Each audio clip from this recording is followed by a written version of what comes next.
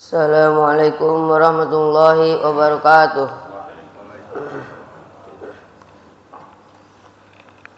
Innal hamdalillah nahmaduhu wa nasta'inuhu wa nastaghfiruh wa na'udzu billahi min shururi anfusina wa min sayyiati a'malina. May yahdihillahu fala mudilla lahu wa may yudlil fala hadiya lahu. Asyhadu an la ilaha illallah wa asyhadu anna Muhammadan abduhu wa rasuluh. Amma ba'd.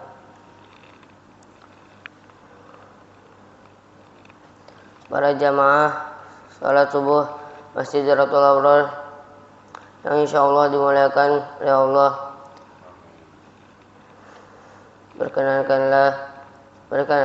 perkenankanlah kita untuk menyampaikan sebuah hadis yang bertema waspada dalam menyebarkan berita. Diriwayatkan dari Muaz bin Jabal radhiyallahu anhu, qala ya Muaz, tardi ma haqqullahi 'alal ibad wa ma haqqul ibadi 'ala Allah. Qala qultu Allah wa rasuluhu a'lamu. Qala fa inna haqqallahi 'alal ibad ay ya'budullah wa la yusyriku bihi syai'a wa haqqul ibadi Allah 'azza wa jalla alla tu'adziba man la yusyrik bihi syai'a. Qala qultu ya Rasulullah afala tubashshirun nas. Qala tubashshirhum fayattakilu.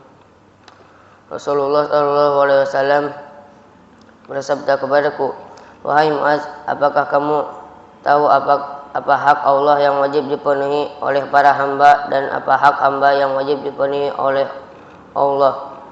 Aku menjawab, Allah dan Rasulnya yang lebih mengetahui. Beliau pun bersabda, hak Allah yang wajib dipenuhi oleh para hambanya ialah supaya mereka beribadah kepadanya saya dan tidak berbuat syirik sedikit pun kepadanya. Adapun hak hamba yang wajib dipenuhi oleh Allah adalah Allah tidak akan mengazab mereka yang tidak berbuat syirik kepadanya. Lalu aku berkata, wahai Rasulullah, bagaimana kalau aku mengabarkan berita gembira ini kepada banyak orang? Rasulullah menjawab, jangan, nanti mereka bisa bersandar. Hadis riwayat Bukhari nomor 2856 dan Muslim nomor 154. Dalam hadis ini Rasulullah SAW menyampaikan suatu berita ilmu kepada Muaz bin Jabal. Namun beliau melarang Muaz bin Jabal untuk menyampaikan kepada sahabat lain karena beliau Rasulullah SAW khawatir kalau mereka salah paham terhadap kandungan hadis ini. Muaz bin Jabal akhirnya menyampaikan hadis tersebut ketika beliau hendak wafat karena beliau khawatir ketika beliau wafat masih ada hadis yang belum beliau sampaikan kepada sahabat yang lain. Pada masa ini ketika arus informasi demikian mudahnya, seringkali tanpa berpikir panjang kita langsung menyebarkan, men-share semua berita dan informasi yang kita terima melalui media sosial tanpa berlebih dahulu meneliti kebenarannya. Akibatnya muncullah berbagai macam kegaduhan seperti provokasi, ketakutan atau kebingungan di tengah-tengah masyarakat akibat penyebaran berita tersebut. Padahal Rasulullah SAW dengan tegas mengatakan, cukuplah seseorang dikatakan sebagai pendusta apabila dia mengatakan semua yang didengar. Hadis riwayat Muslim nomor 7. Kita dianjurkan untuk tidak bergesa-gesa menyebarkan suatu berita karena sikap mereka tergesa-gesa adalah sifat yang berasal dari setan. Rasulullah SAW bersabda, ketenangan datangnya dari Allah sedangkan tergesa-gesa datangnya dari setan. Hadis riwayat Al-Baihaqi dalam As-Sunan Al-Kubra.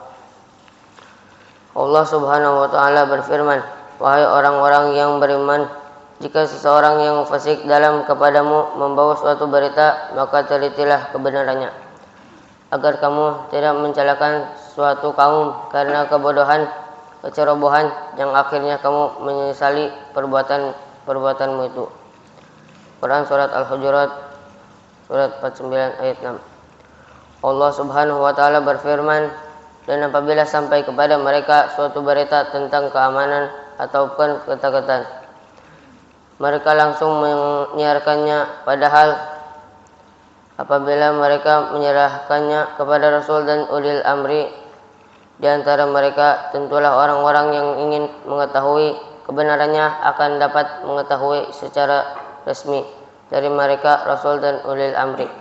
Quran surat An-Nisa surat 4 ayat 83. Sebelum kita akhiri pembacaan hadis ini, marilah kita berdoa kepada Allah Subhanahu wa taala. Bismillahirrahmanirrahim. Alhamdulillahirabbil alamin. Hamdan yuafi ni'amahu wa yukafiru mazidah. Ya Rabbana lakal hamdu wa lakas syukru kama yanbaghi li jalali wajhikal wa 'azimi sultanik. Allahumma shalli wa sallim ala sayyidina Muhammad wa ala ali sayyidina Muhammad. Ya Allah yang maha besar dan maha kuasa, kami mohon kepada Engkau, ya Allah, untuk para musyrif, pemberi wakaf, orang tua asuh, donatur, pembina, dan pengurus yayasan, pengurus manifest, bapak, ibu, jamaah salat subuh, Masjid Darul Abrar, dan umat muslimin dan muslimat. Diampuni dosa-dosanya, dosa besar, dosa kecil, disengaja ataupun tidak disengaja. Diberi hidayah agar dapat melaksanakan semua perintahmu dan meninggalkan semua laranganmu.